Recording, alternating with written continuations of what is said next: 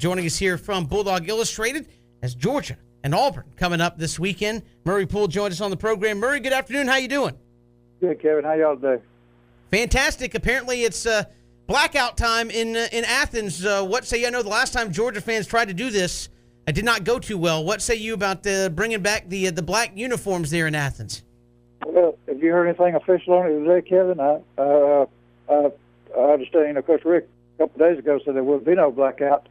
And I hadn't heard anything to the contrary, but unless you have heard something, I don't think it'll be in a blackout. What's your take on that? Oh, no, I haven't heard an official statement from Rick, but I know there is a lot of fans saying we're going to do it and we want them to come back. So I don't know. It's one of those things, maybe you keep it under wraps until they come out of the locker room. But I haven't heard anything from Rick himself about the blackout, but I know there's a big push to do that.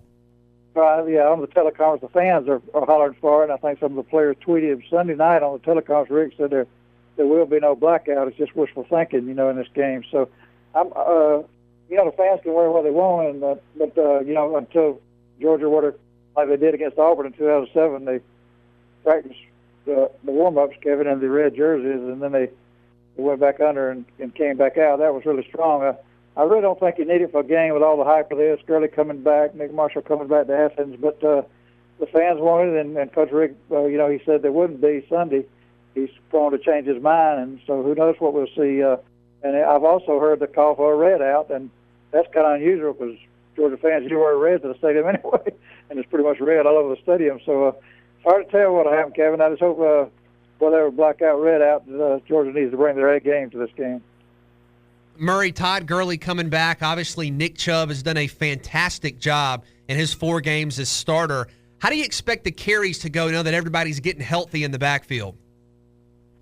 Yeah, BJ, that's been a little motion going on about that this week. A lot of people, and I think myself included, would have liked to seen, Nick Chubb for what he's done, averages 165 yards a game as a starter in the 4 games that Todd Gurley's missed. Get the start nod, just an honorary thing, and if he ran 1 or 2 plays, it'd be a tribute to the young man, the freshman who's just carried Georgia. I don't think they've won 3 of the 4 games, without Chubb looking like an All-American himself.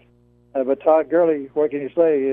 Undisputedly the top running back in the country coming back. He's ready to go, and he's provided leadership for these guys even in the 4 weeks he's been practicing. So, I think, and I think you're going to see, if Coach Rick just said, just 2 days ago that Gurley's our starting tailback, and he's going to open the game. And that said, I think you'll see Gurley, BJ up to 20 carries. I really be surprised if we don't see Nick Chubb somewhere from 13 to 18 himself, showing what he's done already.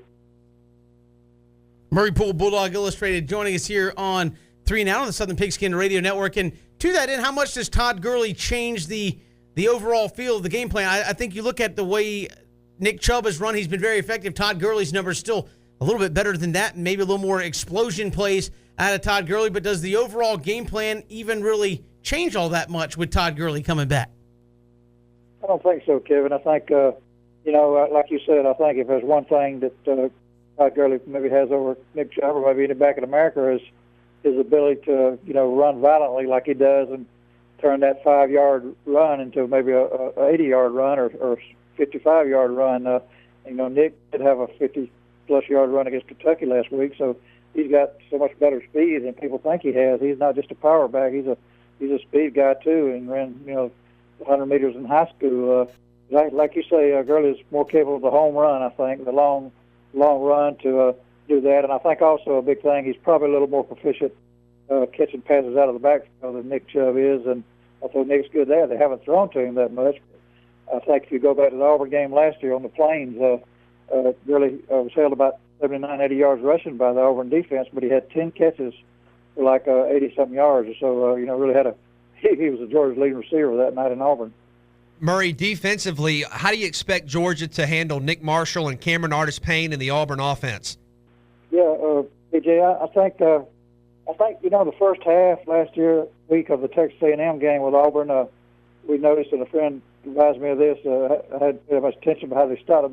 They put one of their outside linebackers, a defensive end, kind of stationary, and then when Nick Marshall came out on the corner of that spread option, this guy didn't move, and he forced Marshall inside, and then And then they channel their linebackers and a couple of the defensive linemen right into Nick Marshall's path. It didn't stop him all the game. You're not going to do it, but I think Georgia might go to school on that. And also, BJ, of course, Jerry Pruitt coached against him in the national championship game last year.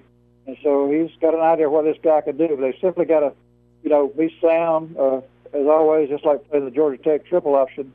They've got to be in position, don't get carried away, and don't try to overreact. Stay in their lane, stay in their, play position football and discipline football, and just don't let Nick Marshall come out on that corner, plant his foot, and then take it the distance like he's capable of doing. Same way, you've got to certainly play outside, and that's like what Texas A&M did a good job of keeping the pitch away from Cameron Artis Payne, and that way you stop him. I think Georgia's best bet certainly put the ball in Nick Marshall's hands, make him throw it. He's a good passer with a strong arm. The guy can throw it about 80 yards in the air. But certainly if you make Auburn throw the ball a lot, you're going to be in better shape than they just pound you with the SEC's leading running game. Murray, a lot of debate about Georgia here. If they can beat Auburn, who's up in the top 10, 11 of the college football playoff polls, if a win here by Georgia gets Georgia back in the playoff discussion, or do they still need a lot of help from the West and some other people ahead of them?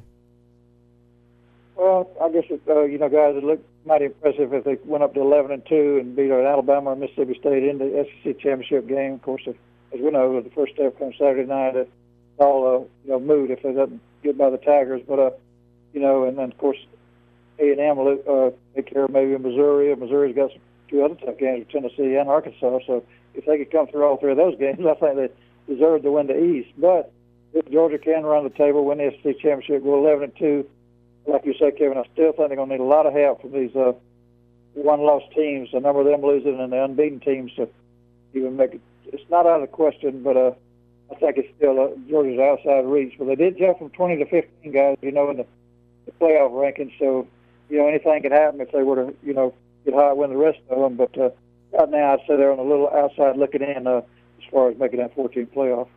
Murray Poole, Bulldog Illustrated, has been our guest. Murray, we appreciate the time. Thanks so much. Enjoy, guys. Thank